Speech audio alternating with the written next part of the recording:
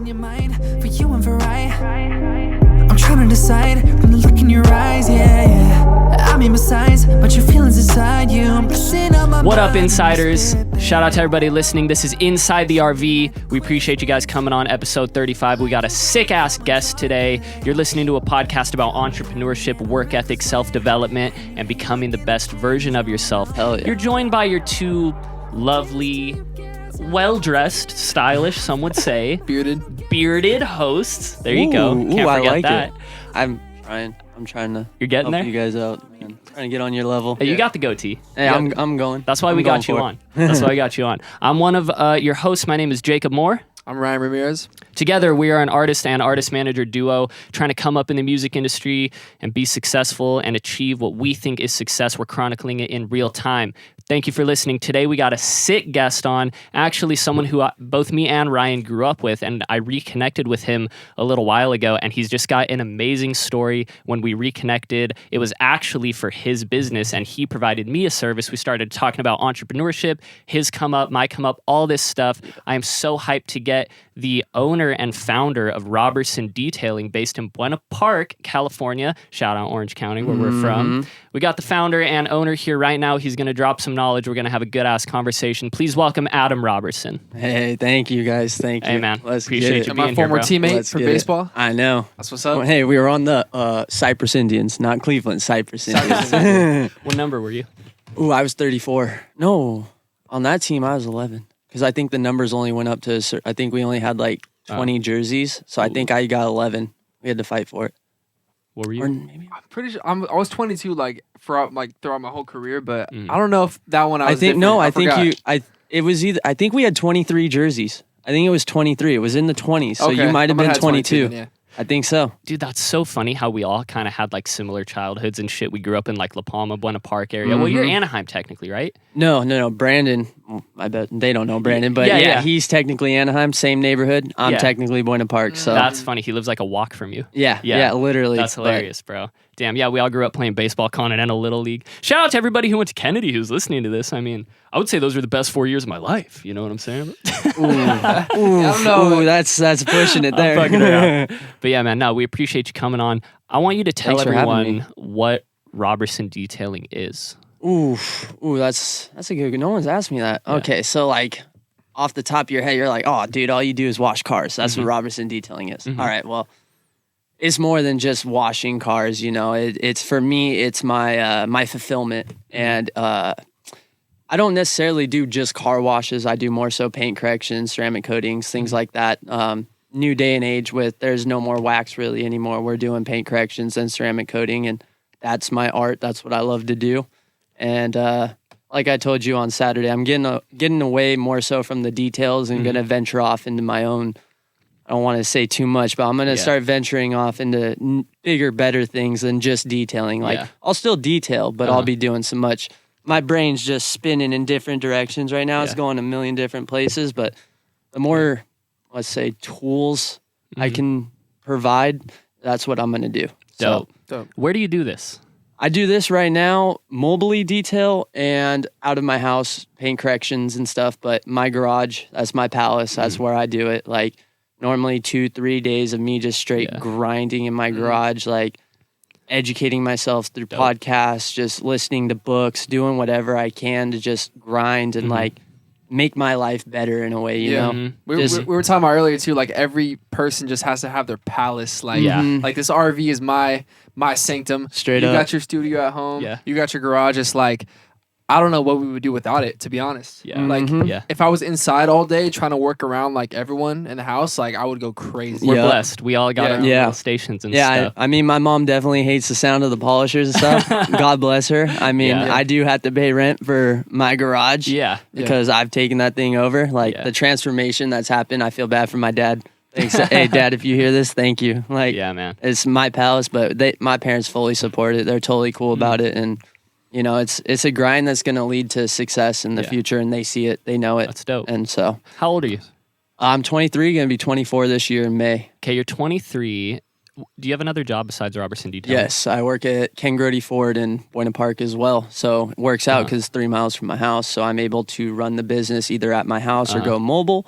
And then it's like I go home on my lunch, and like tomorrow, I have a prep for ceramic coating. Yeah. So on my lunch, I'll be getting ready, getting the garage ready, getting off at 5, and boom, instant right into the business. So you're 23.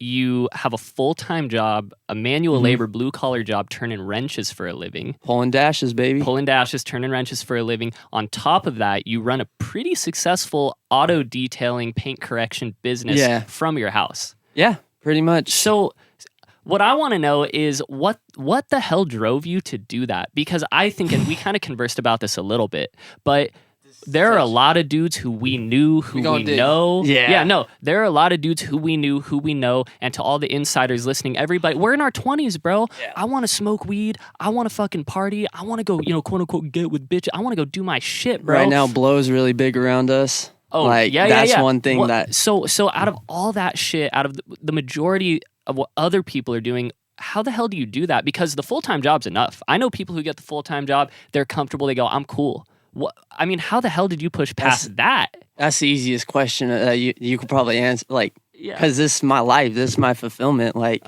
it's what I post. Like, you gotta live. Like, if you're gonna say something, you gotta live it. And for me to be able to have this recognition from Shine Supply, from companies, that's like my fulfillment. And seeing people like do coke, going out partying, blowing their paychecks, like. I see on Friday nights while I'm in my garage grinding, I'll go on Instagram and I'll see all these people, like, even with COVID going on, they're still, it doesn't matter that COVID's going on, but they're still blowing their paychecks. Yeah. And then it's funny when, like, in Snapchats and stuff, you see guys doing blow. It's like, you know how much that stuff is. And, like, Friday, Saturday, Sunday, I'm grinding, making money. And it's not even about the money for me. It's just the fulfillment of knowing that I'm working, that I'm purpose. Like, it's my purpose. I'm getting to work. Like, yeah, it kind of does suck because I miss out on family time. I miss out on time with going out and doing things. I've lost friends because of this business, because of how real I've become because of it. Like, I become so real in this whole situation that it's like, I don't know, dude. Like, I get emotional about it because it's just like, it's changed my life. And what really changed my life was like when our buddy Dylan died. When that fool died, it was like, all right, fuck the partying. Fuck all this other bullshit. Like, I need to find my fulfillment, my purpose. Like, this ain't it. This isn't what life is about. Like, there's more to it. I smoked weed. I did all this shit already. It ain't like, that's not me. That ain't my life. Do you feel a lot more confident in yourself once you kind of like locked in on what you do? 100%. Yeah. Like, I can wake up, like, today was shit. I'm not gonna lie. Like, even on my shit days, like, today was shit. Like, I'm shaking because I haven't had much food, like nicotine, you know how it goes. But it's, I don't know, like I don't really know how to explain it. Even on the bad days, I'm so confident in myself and in my business. Like, I didn't have a detail today, so it's like I'm pretty like upset because I had a bad day and then I didn't make money after that. But at the same time, I still put in effort into my business, so I can't be too hard on myself because I still did something. But at the same time, in the back of my head, I'm like, could have done more. See, but that in my opinion is like the gold right there. Like, I think that's such a blessing if you have that feeling, because all three of us have that shit. I know we do, where it's like we're never satisfied. And when we have like an off day, quote unquote, because I had the same day today, very chill, laid back, boom, watched a movie, whatever, because I just didn't feel like it. I was like, fuck it, whatever. And in the back of my head is like, damn, like there was a kid out there who did do it. There's always that shit, you know what I'm saying? But that's good because I think, and you talked about this too, like normal people, like they just don't have those, like that thought process. Like they're not on that level with shit. It's like, so didn't someone tell you recently, like, yo, Jacob, like some of the shit you overthink about, like no one's thinking like that. Like, didn't someone tell you that recently? I had a good friend of mine who you actually know. You know, do you remember Nyan? I knew you were gonna. I knew right when you said that. I knew you were gonna say like it was gonna be Nyan or Nico or someone one of the like close one homies. of the Cerritos homies. Oh dude. yeah, bro, like, yeah. So I met up, Ryan. I told you to the listeners. I met up with a good friend of mine who's also a really like-minded guy, like a successful, like he's a really good friend, one of my best friends, but he's also kind of a mentor to me, which is cool. And he was like, you know, and he's had all his entrepreneurial journeys and he's still on those. And he was like, Jacob, that shit that you're overthinking on your day off or whatever, in the grand scheme of things, it's not really significant. You're just kind of using up energy doing that. But that's no reason to not be aware of the things that you could continue to accomplish, and also having a sense of urgency is important. That's what you have, and that's what I have. We have a sense of urgency. We have something we want to achieve. And there was an episode I listened to recently called Selective Urgency on Real AF. I think it was the MFCEO project. No, I think it was Real AF. Okay, it was recent. It was recent. Okay, Because I remember listening to that too. Yeah, but he used that term like, damn, like he's like, sometimes, you know, the majority of people, they're urgent only when they feel like it's the last second to like, okay, like shit, like today's the deadline day. I got to get on it. What's it called?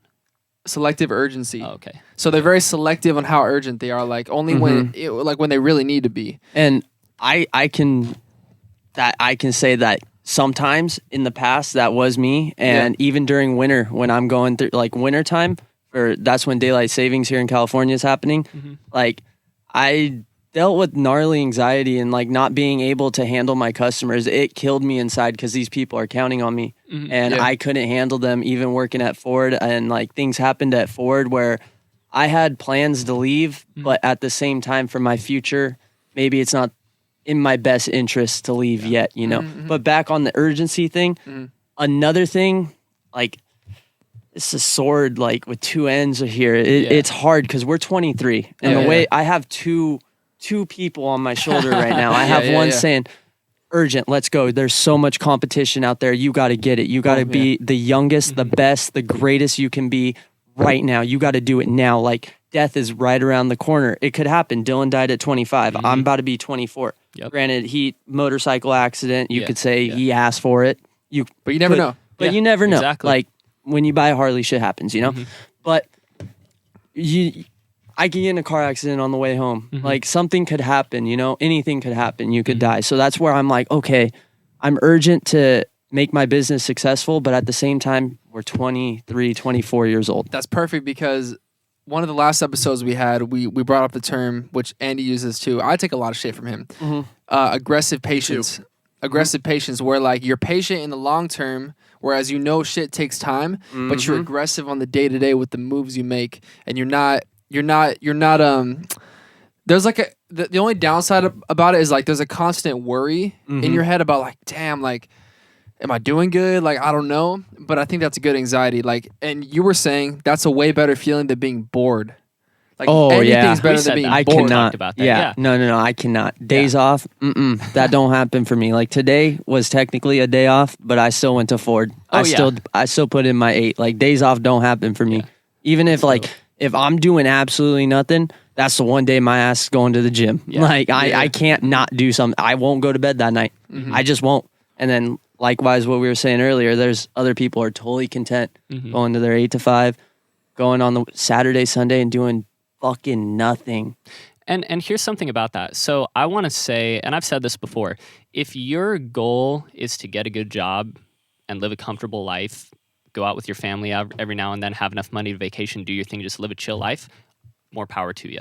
Straight up. More power. I love that for you because you have a thing that you know you want to achieve. I don't have. There's a similarity between us and them. Those people have something they want to achieve. Cool. Then there's drifters and people who are like, I don't know what I want to do. So I'll never talk shit on people for living a comfortable life and getting a job like that. Oh, but we need those people in the world, though. Totally. We need them. Like, those are the people that work. No, but seriously, it's not anything against them. It's nothing against them. But for us in our lives, you know, like those are good people to hang out with on the weekend when you have the time. And some people just like that. Like some people are just content with that shit. You know what I'm saying? And that's totally fine. It's totally cool. But some of us feel like, damn, like there's a lot more to this shit. Like that we could be, you know? So, but low key, I feel like everyone feels like that in a certain way. But I think the partying and all that shit is like a constant like fix of like. It's just so attractive, like to party and to go out and drink and like you get money and you feel especially so, when like, you're empowered. attractive. Because I think I know because I think people latch on to social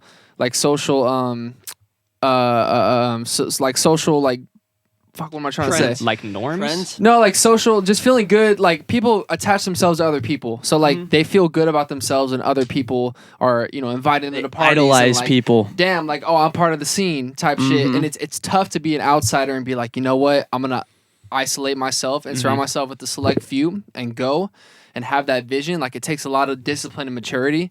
And I think that a lot of people just don't want to deal with that shit. And I think, Exactly. because I think when you first get into it, it's a big leap, and it's like, fuck, like I'm probably gonna lose a lot of my friends that I made like doing this partying Yeah. and shit that are very close to me, and we're gonna drift because our minds are gonna be in different places. But it's like it's scary. That straight up happened to me. Yeah, It straight What up happened to me. Like that exact thing of like once the business started, like of course I got my close like dang, I was thinking about it on the way here listening to Andy. He was like, take the three people you're close to, and I was like, dang, I got my boss, and then like me and Brandon have just like he's doing his own thing, like that's my boy, but like we're so busy, like I just like there's only so many people, like the other guys that I had 2 years ago, or like when Dylan passed away, like Dylan passing away was not necessarily a cutoff or anything because these guys support me, but as far as hanging out with them every weekend, I couldn't anymore. Yeah. And like now I'm in I can't really say, I can't go too deep into it. Yeah. Are you in a better position? Yeah, You it's- feel you're in a better position. Exactly. And I don't necessarily stand by the views of other people. I love them. They support me. They come to me for business, and it's amazing. I love them. I always think too, like if people like friends and stuff, they have a problem with you working and saying like, you know what, I can't go out tonight because I'm doing this shit, and they're relying on you to hang out with them to feel good about the night. They got shit to figure out on their own. Oh yeah, but I was never that good. No, No one cared to hang out. I wasn't Ryan Moore or nothing. No one cared to hang out with me. Like right when they were like, Right. "Oh, that's cool." Well, because Adam, that's cool. Well, because I feel like we've all had friends though. It's where it's like, yo, can you hang out tomorrow? Like, nah, like I can't. I'm working on this shit. It's like, Oh, yeah. damn, dude, like I just wanted to hang out with you and whatever. But it's That- like, yeah. well, it's like for what the mentality like I feel like we built is like, well, I'm sure you have too, which is like, yo, if I can't hang out with you, or if someone can't hang out with me, that's cool. I have work to do anyways. Yep. I got shit to do anyway. So it's That's like me. I'm not missing out on the day if they Yep. can't hang out type shit. You I know? mean, Exactly. I've gotten to the point where if someone cancels on me, I go, "Oh fuck yeah!" You know, Dude, I'm like, honestly, "Yeah, dude, I yeah. can." Well, depending on what it is, if it's business shit, I'm like, "Fuck, they canceled on me." But like, if one of my friends is like, "Hey, I can't go to the skate park. Hey, we can't go to the beach anymore," I'm like, "Cool, I'll just work." Yeah. Because I enjoy my work. Yeah, and Let you me- can work whenever you want. Exactly. Let me ask you this. For all the insiders listening, how crucial was that separation between you and that old gang of people who maybe were holding you back? How important was it to separate yourselves from them for your success? Does everybody have to go through that who wants to be an entrepreneur? Yes. I agree. I say yes because for me, I'm only we graduated in 15. It's 21, so we're 6 years out of high school. That's so, crazy. But when you think about it, it's really not that long, and you guys still are connected to a lot of people in high school. Clearly, I am because I've done more details for people from high school than anyone. So, like, I realized that people actually liked me in high school when I started my business because of how many people hit me up. It's insane. There's messages.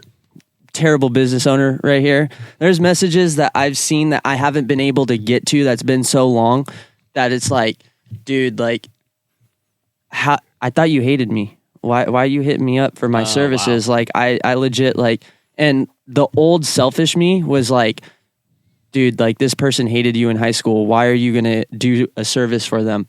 Well, at the same time, they're new. Like, I'm a whole new person than I was 6 years ago. Yeah, I think And it depends so- on the context, though. You know. Yeah, but more so back to your question of does every entrepreneur have to go through this? Like, I still have friends in my circle that I've had to separate from because of situations, but I still am in contact with them. I still talk to them. I will go to the river with them because they're great party people. They're great people to hang out with. They're river people. They're desert people.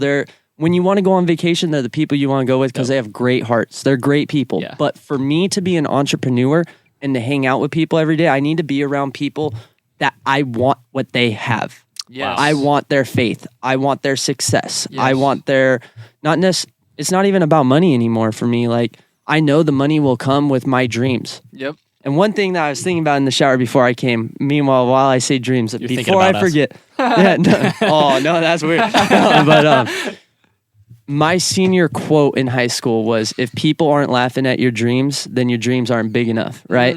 So my biggest thing of dealing with anxiety and going through depression, because like I went through that. My ex cheated on me. I thought I was the shit at Ford, but I wasn't the shit at Ford. Like, things weren't going so well. I fell into that victim mindset and was like, me finding Andy pulled me out of that. But damn, I forgot where I was going with this. That's all right, man. No, but yeah, no, dude, it was just the whole victim mindset and going with that. Oh, that's what it was. My dreams, I didn't have dreams anymore. When I was a victim, my dreams are gone. Like, I didn't play baseball anymore. Like, whatever dreams I'd set. So I was like, dude, I'm a fake ass person. Look at what my senior quote was. Obviously, I was a fake fucking kid.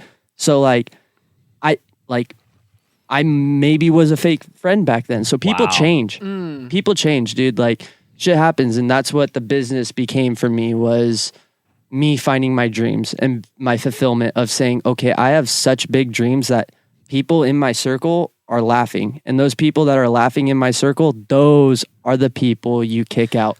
Dude, I think that feeling you had, though, was so critical. Like, that feeling of feeling like you felt like you were fake and like, boom. Because when you find that shit that fulfills you, then you latch on it forever. Because it's like, I never want to feel like that again. And it's like, that shit's crazy. Because it's like, because then like the times, like you have a bad day or like you're off and chilling, but you know you should do more, like you go back to that feeling, oh, I don't want to feel like that again. Boom. Exactly. And that's what gets you back up, you know? Exactly. Yeah. And I'm guilty of it. I fell into that. Especially with daylight savings happening in winter. Like, I remember just going through shit and just being like laying in my bed, drinking and being like 6 beers deep by 9 o'clock at night and being like, bruh, I made $0 today. Yeah. And like, all because the sun went down at 5:30 instead of 7 o'clock.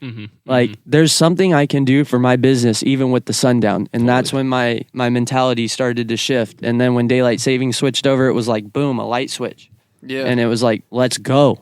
Yeah. And I feel like, oh, go ahead. Sorry. Here's why you got such a big confidence boost. Ryan said this before, and I think he got it from someone else.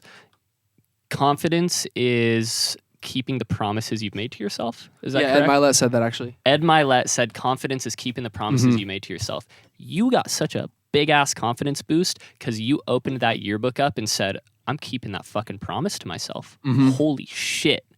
And you had you had that realization of your development. You had that realization, holy shit, I'm turning out to be the person deep in the back of my head who was in a cage beating his chest. You know, I finally let him out and I'm being myself because that's the person I always knew I could be. Because this whole shit is about beating your mind, I feel like, dude. Like, that's just this whole shit. Like, beating your mind, like telling you, like, nah, like, let's chill. Like, nah, you ain't shit. Like, nah. When they say, like, your biggest opponent's yourself, that shit's so true. It's like, fuck yeah. That's it. Like, you're just beating your mind.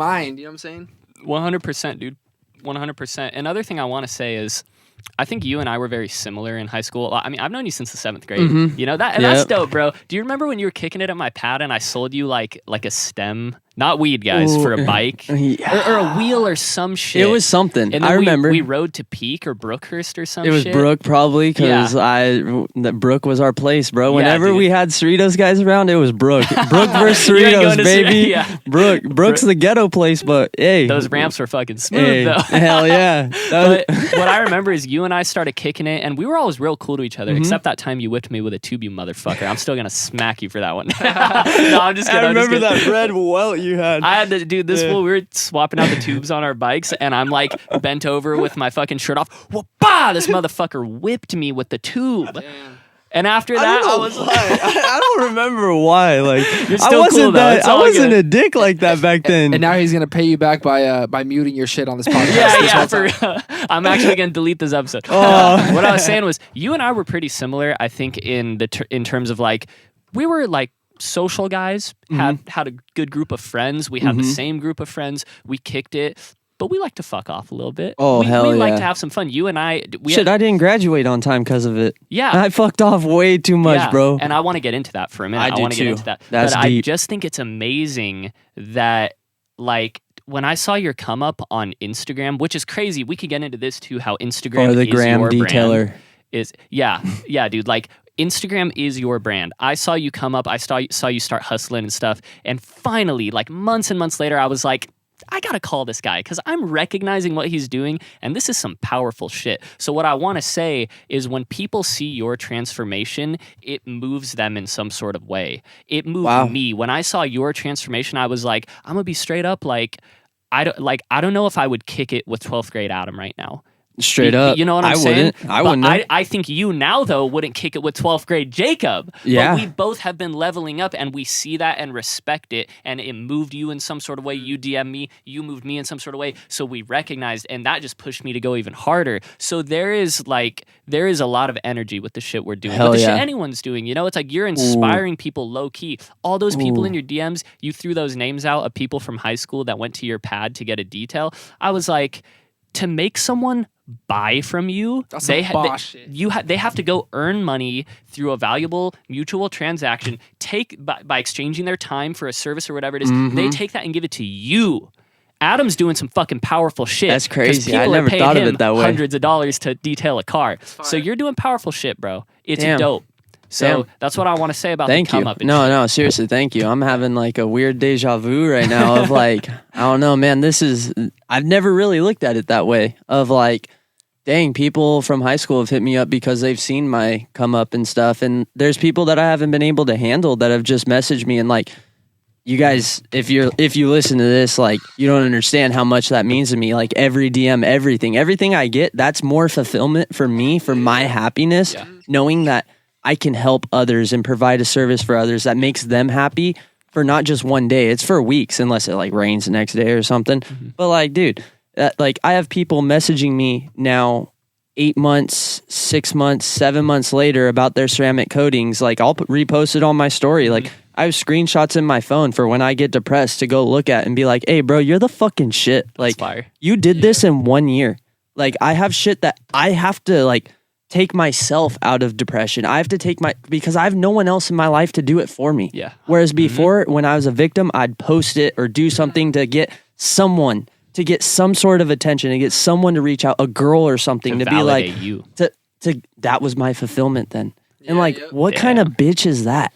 Like, what kind of bitch is that? And another thing you said, respect. That's a big thing for me nowadays. Like, you coming over, us having that conversation, for you to stay at my house for that hour, I have to respect you because that's my time. That's my, like, me running my business. And like, I remember when you dropped off your car, you said, hey bro, when I come back, like, let's kick it for an hour.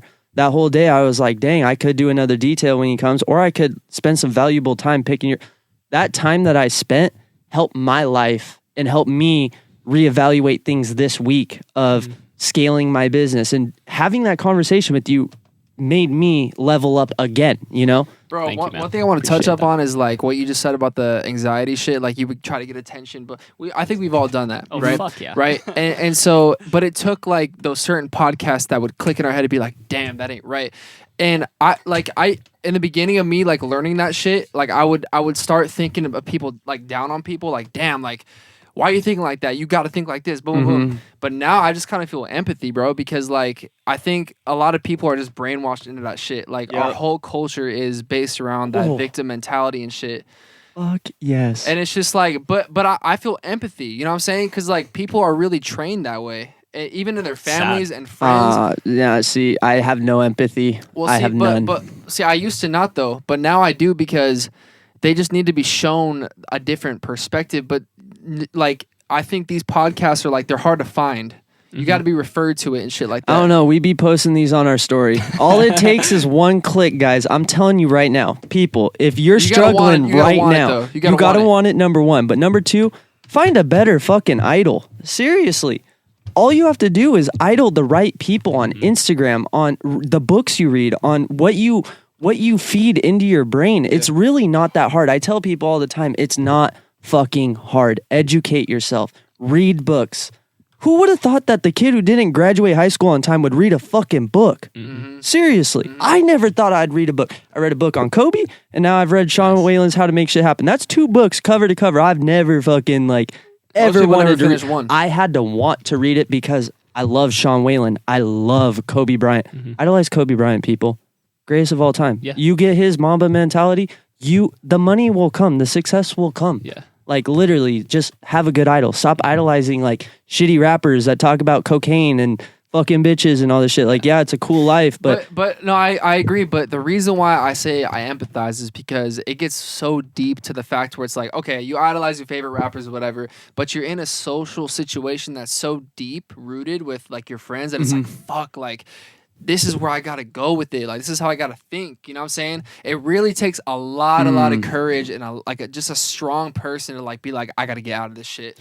It really does. But I'm not saying. I got you. I'm not saying I empathize in the fact to where it's like, yo, like don't, if you do it, you do it. But if not, it's whatever. Like you.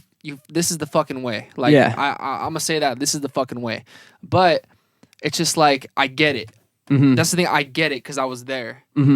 But you got to make that choice. Like snap out of that shit. You know what I'm saying? Like, I got a perfect example. Like you probably have a great example. You probably have a great example. I'm gonna throw someone from high school out there. I don't know if you guys know, but Zayla from high school. Okay. She just posted her my why on why she's doing Monet or something. I don't know how to say that company, but I watched the whole thing. I don't care what these girls post about these companies. I just love to see their come up. And her why is like why her dad had a life-changing event. And it's like that family could have totally fallen down the chain and done something like just gone into total deep depression. And like it's bad what happened to their father, like the person who provided. But all these girls have stepped up. Like the whole family has stepped up, and like that's for me seeing them do that and seeing what I've come out of. It's like but they made that choice. Exactly. That's what's dope. You have to It's so dope. Like it was. I sent her a long message. I was like, "Dang, this is sick to see. Like you supported me in the beginning, and seeing not just you but your family, like your little sister, older sister, all you guys giving into this company and throwing it all out there to make money to help support your father, who." The man of the house supports the family, but now these girls are stepping up, and it's like, dude, this is sick to see. It's sick to see people like glow up and like really glow up and grow up. Like, and that's is crazy. And you can make that choice, and that's just attractive in people too. Oh, yes, totally. Very. Like, that's like the ultimate attraction because there's like like the surface level attraction or whatever, even friends wise, like it's just this is the partying. Oh, we smoke weed together, we have a good time. That's surface level, but it's like that deep shit where they make that choice with their life. That connection, exactly. That's that friends for life shit. Exactly, and that's the type of people for me right now in my life. I feel like I need to be around to make my come up happen, but at the same time, it's like I'm in charge of my own success. I'm in charge of everything. So like who I choose for my friends, like on the weekends, maybe I'll go hang out with some, like the normal 8 to 5 people, Yeah. But for me, every day, like if I'm going to have an employee under me, you got to have the same mentality as me. You got to be on my level. Like, and if you're not, I'm going to get you there. So that's my ultimate goal in life is to be able to have a team and get them to the same success as me. That I would love that. And to be able to have a podcast and give out information to people like, dude, people ain't laughing at your dreams. Your dreams aren't big enough, right? Yeah. Boom. That's dope, man. What an amazing story, though, because I remember Zayla. Yeah. And she was always really cool. And that's an amazing story her family had. It is. And that's sick. the type of thing, like, I don't want to get into it again because I already said it a bunch. But when you said that, like, you didn't even give us tons of details. But, like that really got me emotional, bro. Just to know, like, how much my dad means to me and shit. Like, when you said that right now, I like took a step back. And I was like, that's some shit, man. And, like, it's deep. And I know that those girls, even though they're going through something really hard, that push that like it's like an exponential push. Like they work day one and then they get more fuel day two. They build their confidence. And I know those girls are on a roll now because they feel good, because they're getting fulfillment out of it. They know they're doing something not only for themselves, but for their family. And that's that powerful shit that I was talking about. That's the thing that moves people. Bro, now, so let's take that question you had in the beginning about why you do what you do.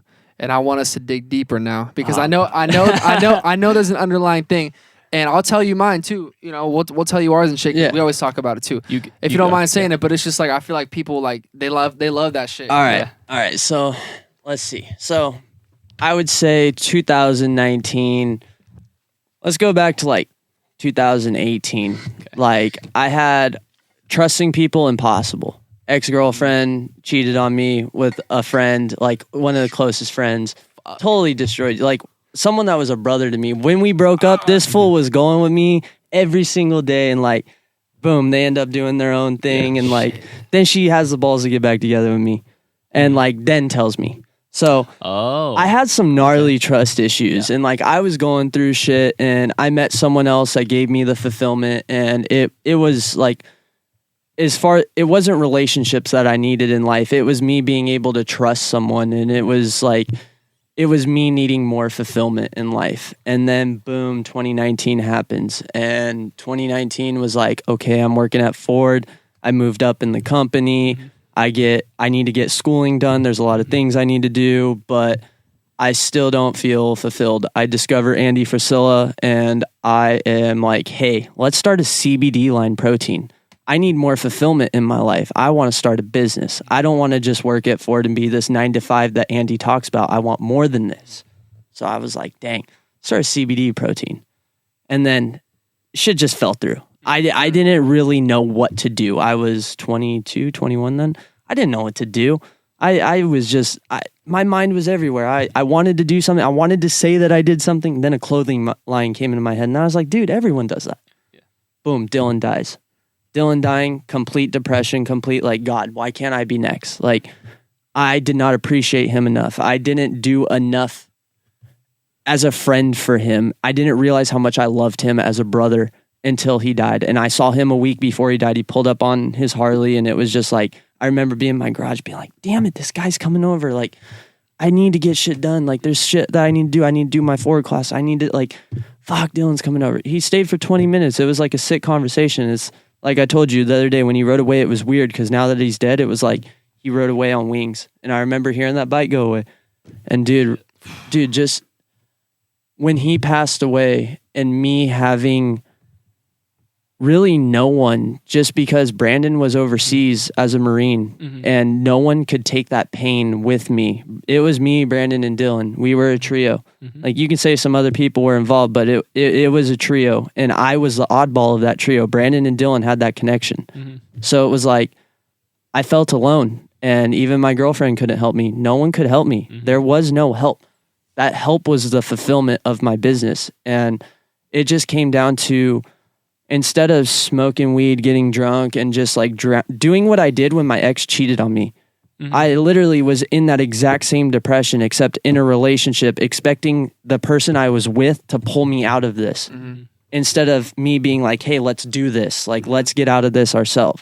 And that was like my biggest thing was like, I need to do that. I need to do something. I need to find something. It wasn't detailing in my mind yet until like I was really getting deep into my truck, and then Brandon came over, and I was like, dude, I'm like, let me wash your truck. Like, I need to kill time. Like, let me do this. And then I started doing other people's vehicles. And then one day Brandon comes over and he goes, dude, you're too good at this. Like, you enjoy this, huh? And I was like, honestly, bro, this is like peaceful. I can listen to podcasts, educate myself. I like this. Like, I really enjoy now getting detail packages here. It's like Christmas. Like, it's cool. Yeah. He's like, bro, you got to make money on this. I'm going to start a business page for you. Like, you're going to get this shit going. Like, you're going to start something. And I didn't even think of it, dude. Like, and then like one big thing is this company, Shine Supply, like what they are about, like what their line is about, what the owner Jeremy is about, family, faith, like everything. That he's an Andy follower. He did 75 hard. Like, I already was like tying into him, but I was using different company shit because he was too expensive for me. So like once I really started, he posted a video about anxiety and about depression and about all kinds of things. And I was like, you know what? I don't care how much money it is. I'm going to only support this company. This guy just posted a video. I watched it on my lunch, and it was deep. It was about anxiety, depression, what he was going through. Another detailer. And I was like, my brother was so like all over this company. And I was like, you know what? I'm going to start using their products. So I start using their products. I start the detail page. I start tagging them and everything. At now where I'm at now, I talk to Jeremy. I'm friends with the son. Like, it's super cool with what it's become. But what Roberson Detailing is the fulfillment of what I needed to find, because I was counting on other people to pull me out of something that no one could. And if I lost Roberson Detailing, there's not a doubt in my mind I would go straight into depression and go right back to that day that Dylan died. Because when I am detailing, like, he crosses my mind. Every time I touch his mom's car, it's like, fuck, that sticker on the back window, it hits, bro. Like, it hits. And then every time I use a Shine Supply bottle or something, I'll think about those days of like how I saw that video and how that video changed my life, about how just some random detailer, dude, just some guy that runs a company, all he did was post a video about anxiety. But his was like, I think it was family anxiety or something. He didn't really say what he was deeply going through, but he had it. Bro, someone else had it. I'm a big believer in like, don't come at me because I'm open-minded. You know, I'm open-minded Real because as fuck. we don't know the Be real. answers. We don't know the answer, whatever. But I became a really big believer that anxiety and depression really stems from just like being lost with yourself and like just not knowing your true like 100%. passion and purpose. Because I feel like when you lock in on that, the days you feel anxious and shit, it's a different kind of anxious. It's not the deep shit that like you try to get treated for. It's like the emotional it's shit. more surface level, like, oh, I gotta deal with this, like boom, like my schedule, whatever. But like the deep like anxiety and depression, I think it just stems from like not knowing your fucking like what like who you are and like why you're here. You know what I'm saying? Like I think it goes that deep. Cause I feel, remember how I told you like before you showed me like those podcasts, like I was in here fucking crying, you know what I'm saying? I was like, what am I doing? Like, I'm overwhelmed, whatever. And then you put me on the podcast and that shit started clicking and like that shit was cured. And I moved to LA when I was 18. And I got mad anxiety. Like I was just tripping.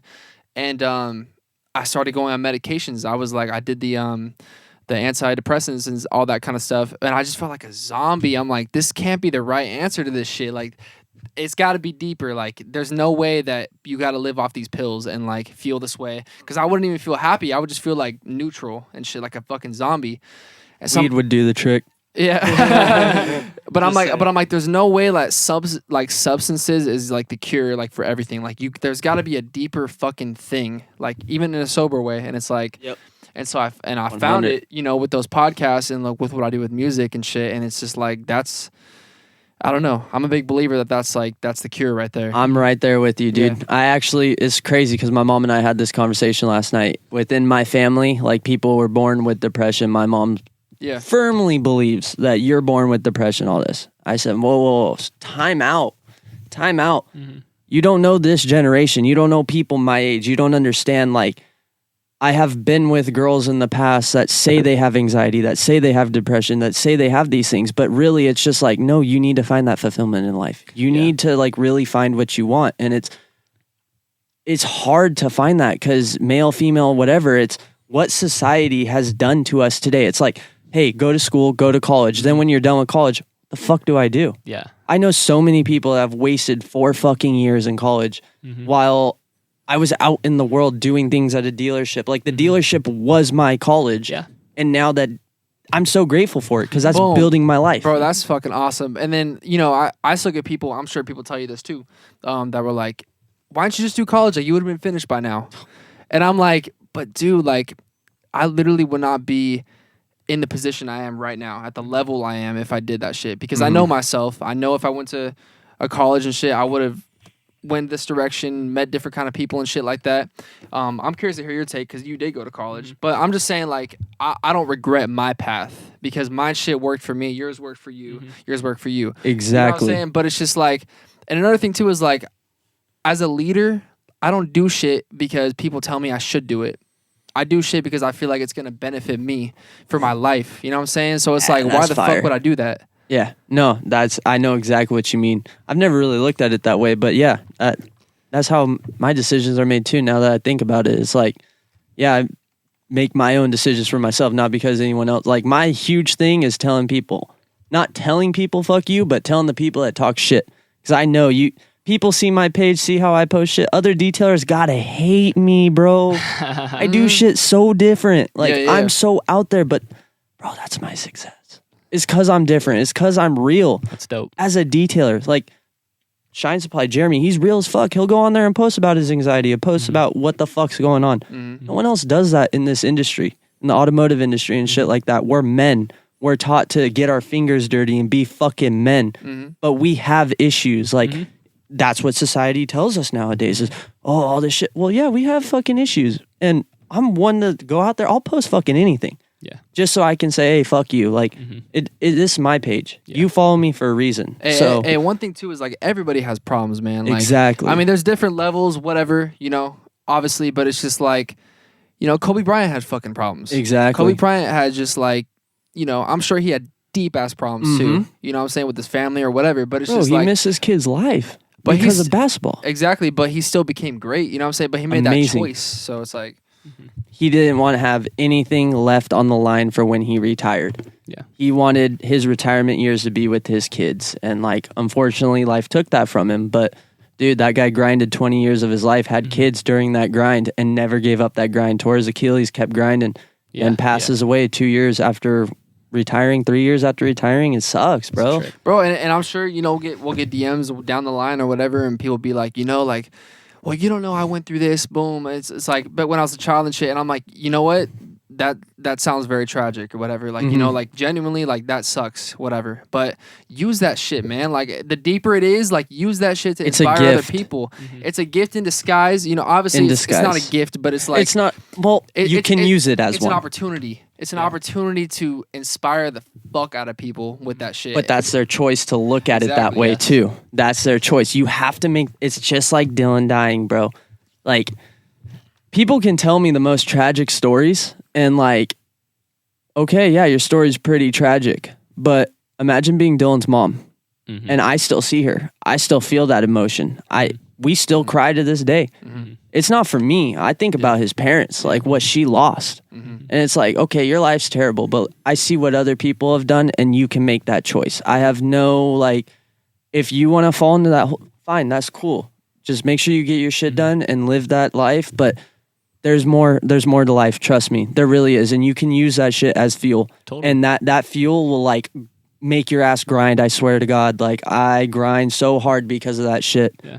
And dude, I have like 6 different fucking posters of Dylan, like the funeral thing. Because every time I'm just like, fuck, I don't want to do this. I look up and boom, anywhere in my garage I see that fool and I'm like, this fool's watching me, calling me a bitch right now. Like this fool's, I know he's got an 805 in his hand. He's calling me a bitch. Like I gotta get this shit done. Like you gotta use that shit as fuel, man. You gotta take your story. You don't have to, but make that choice. Like I encourage, if you're listening to this, make that choice. If you're in a shitty spot, like become hard. Become hard. Like use that shit as fuel. Know that you have haters. Like every single person has haters. You have haters in high school. You have haters all the time. If you have no life event, because I know people that have no life events that have made them have faith in anything, have made them. So if you have no life event, just take the fact that you have fucking haters. This world, they hate. Yeah, if you got haters, you're doing something right. Because they care enough to say something about it. Exactly. Yeah. You define your own identity.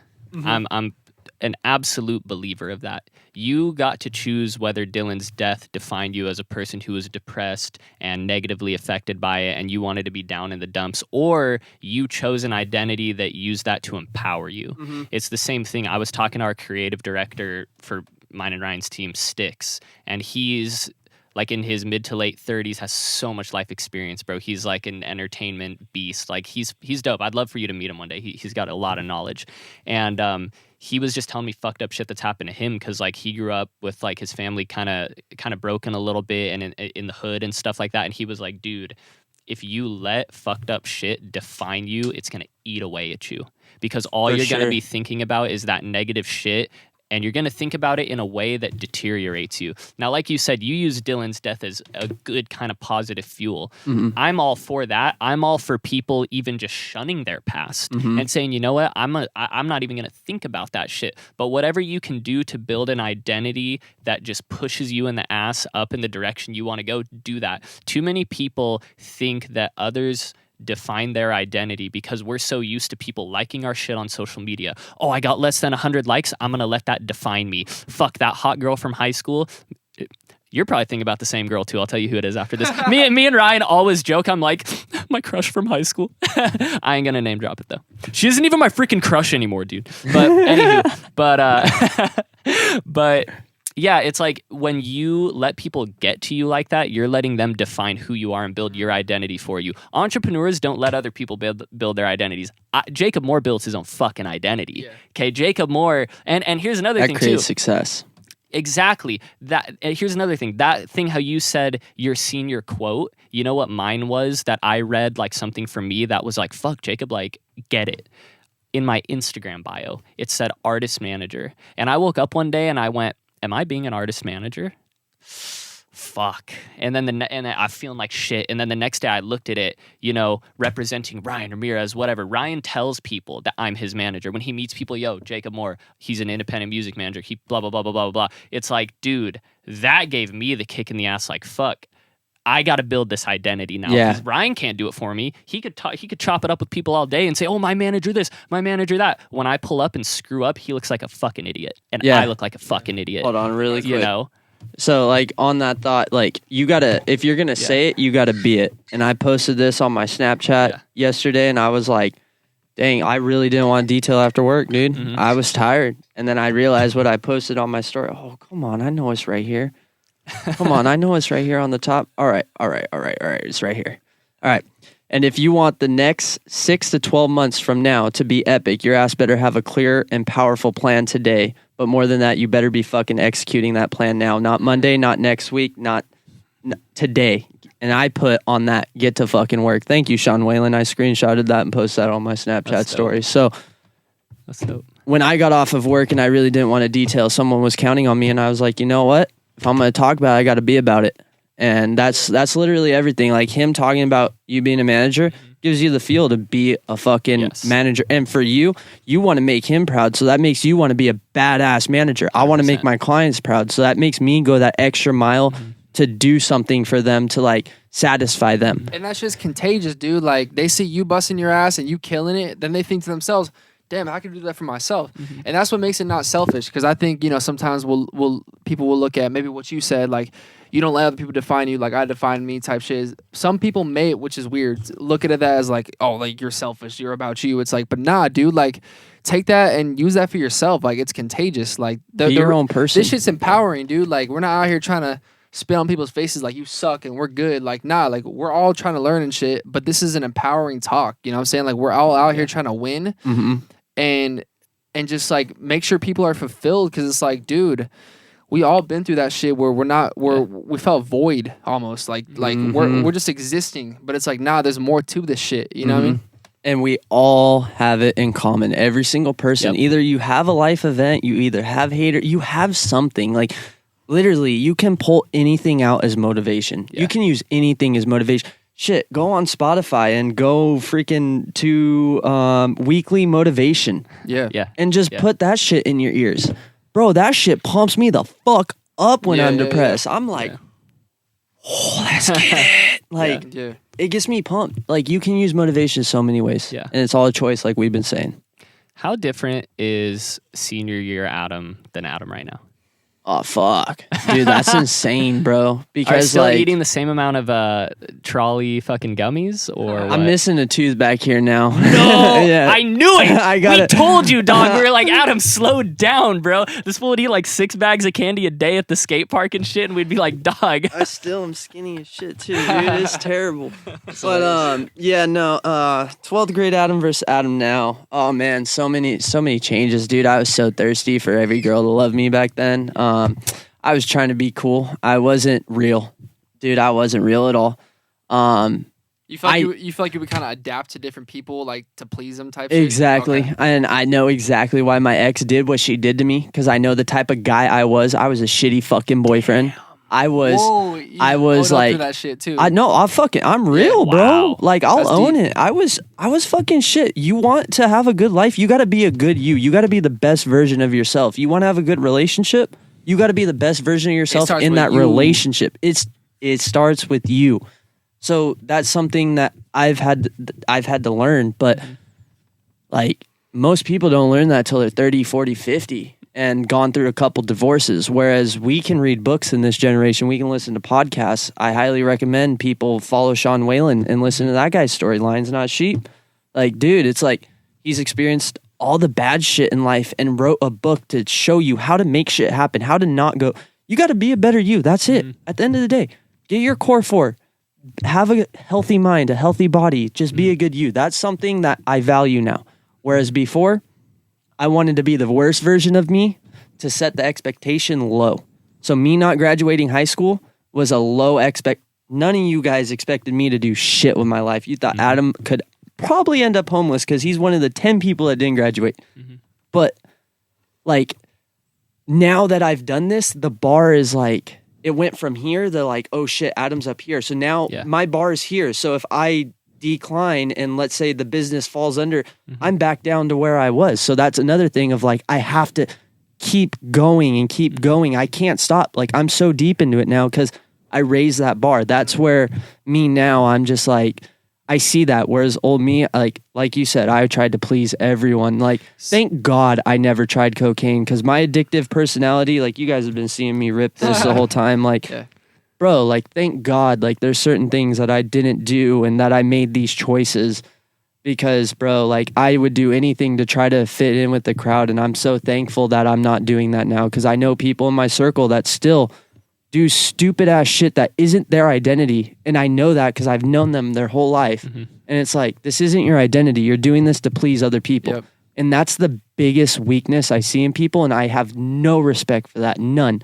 And for you to be in my circle, I have to respect you. Yeah. So it's like, it's hard for me to like be homies with people that I can't respect, you know? Yeah, Sure. yeah. So, but that's another change in me. Like I didn't give a fuck. I didn't have a respect level for myself. I would have been friends with anyone. I'd be friends with drug dealers, anyone. It didn't matter back then. But now it's just like, if I can provide a service for you and I can help you and you got questions, I'd love to help you. But I value my time a lot more with life now. You know what's so funny, dude? I was the same way. I would build relationships with tons of people, and we did a lot of social shit, like being at the skate park. Like you say, what's up to everybody.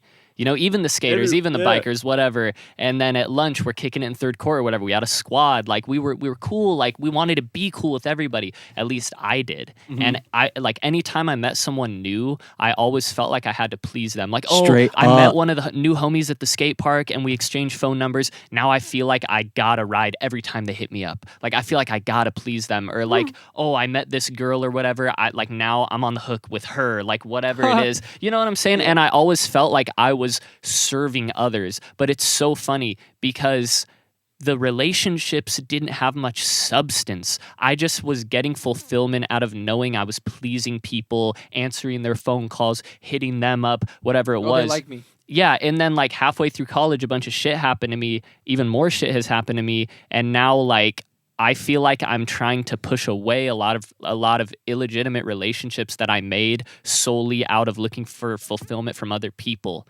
You know, and it sounds fucked up, but like I tell Ryan this all the time. I'm not here to make friends. I got good friends. I have about 3 or 4 good fucking friends. I don't need any more than that. Okay. In the music industry, I'm not here to be your friend. I'm here to be your business partner. I'm here to kick it. I'm here to go to the event, talk business, whatever it is. Let's build a business relationship. Cool. I'm not here to make any fucking friends. Yep. Dude. Straight up. And guess what? That selfishness has allowed me to bring Ryan opportunities. It's allowed me to help other people, to meet up with you and give you advice, and you exchange knowledge with me. Because I'm so selfish, because I'm so fucking selfish, I've been able to help more people than ever. Here's a term that I think I may have coined earlier before this podcast. I was talking about it. It's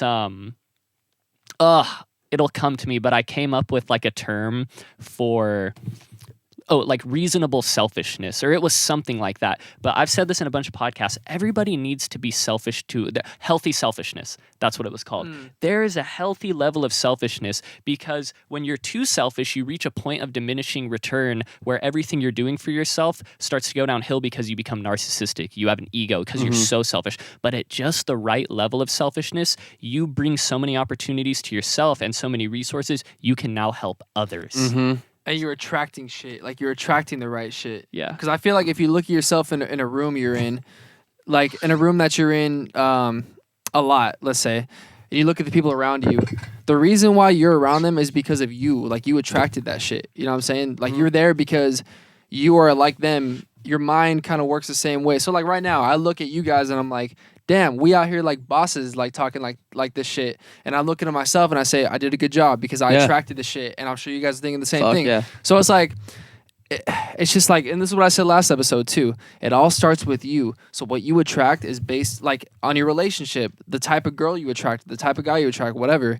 Like that's based off you. Like you attracted them because you have a similar mind and the way you think about shit. And that's deep because if you notice, like once your mind starts shifting, you're gonna attract different types of people, different types of girls, different types of whatever. Ooh, I got something to bank off that. I got a deep question for both of you right now. Yeah. So let's say you're in a relationship for, we'll say a decent amount of time at our age, 6 months, a year, 2 years maybe. Okay. You're in a relationship. You go through some gnarly deep shit. You go through depression and you realize, hey, I can't have someone pull me out of this. I got to do this myself. You go through a complete 360 change and you find out who the fuck you are.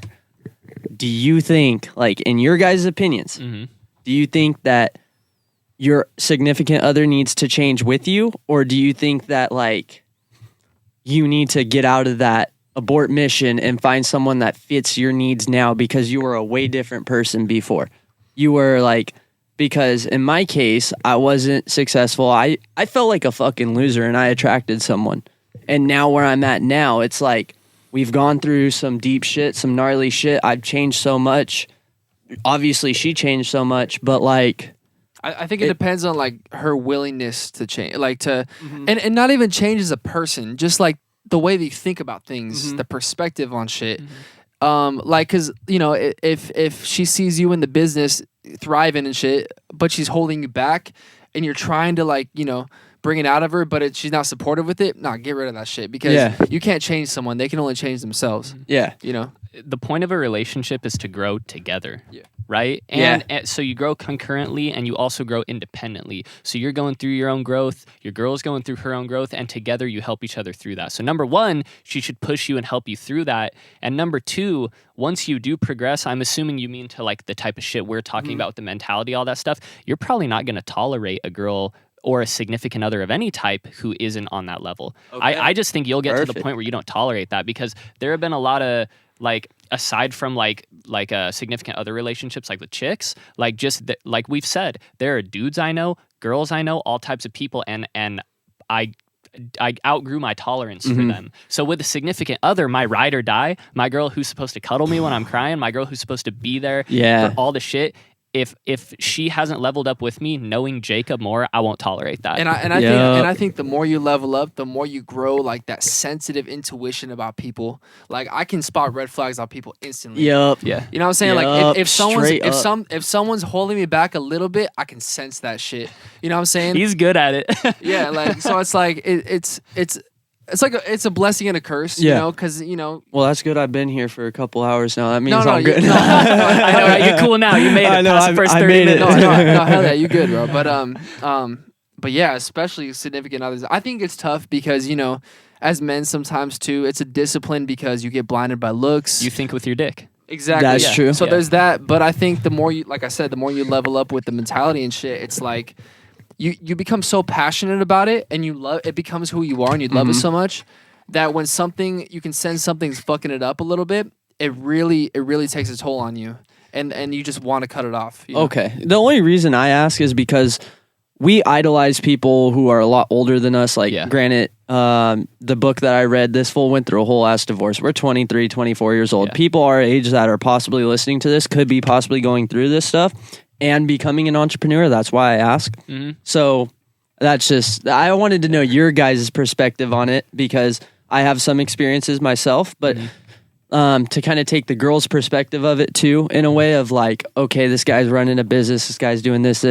Well, what happens if we had a family and you're doing all this? Like, there's so many different things that a female can have an argument with a male. It doesn't. Female, male, doesn't matter.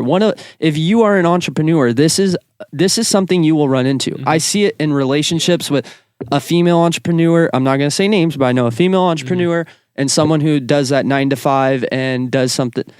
It's like, it's a hard life to be with an entrepreneur. It's hard. So for an entrepreneur to have a significant other, it's pretty insane because you have to have a deep ass connection. Yeah, bro. And it has to be something that's like worth it for an entrepreneur to be in that relationship. Yeah, I totally agree. I mean, because of my entrepreneurship, I haven't had sex in like 12 years. 12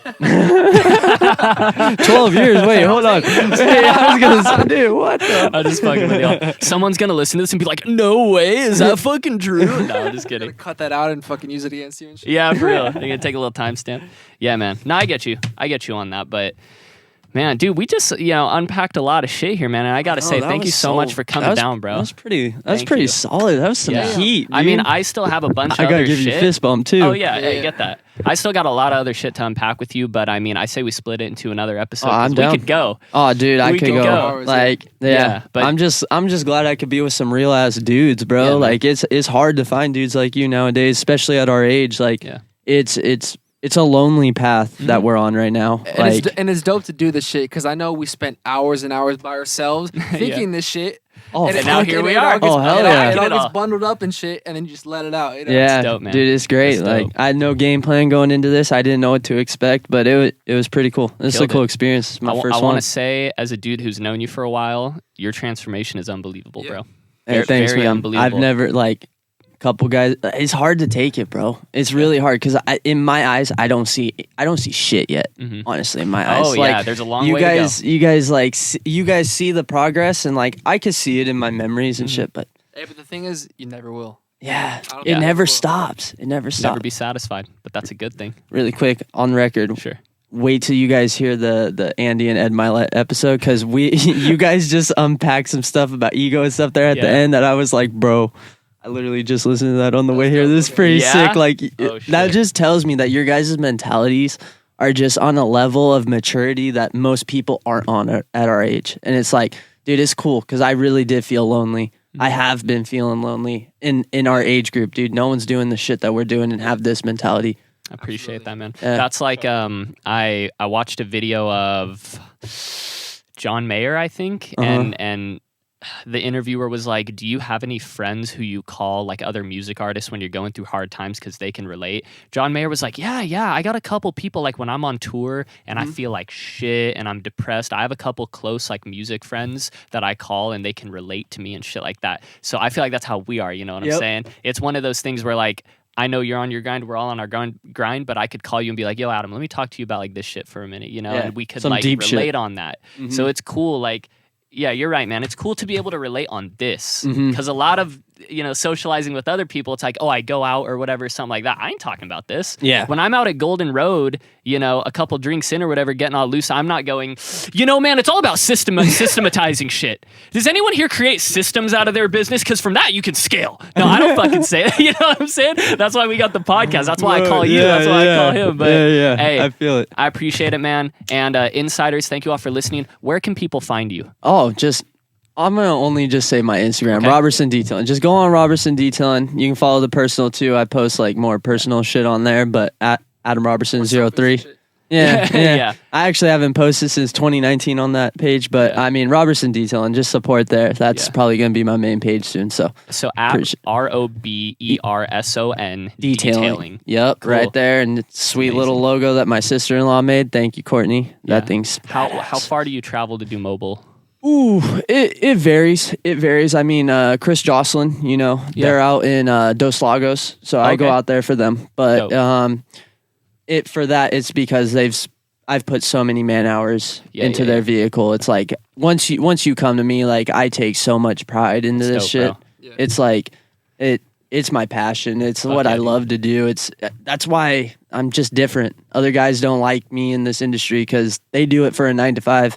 I do it for I fucking need it. Like, awesome. I fucking need it. On top of your 9 to 5. Yeah. That's crazy. That's dope. Yeah. Well, insiders, shout out everyone. Hit up at Roberson Detailing, at Ryan Ramirez Official, at JACXB Moore. I got to change my handle. Just get Jacob Moore. But some other handsome Jacob Moore is taking it. J Moore. That's kind of fire. Okay, hold up. I'm about to change it right now. That's kind of fire. But yeah, man, once again, thank you for coming on, and peace out, everybody. Thank you. I'm trying to decide when I look in your eyes, yeah.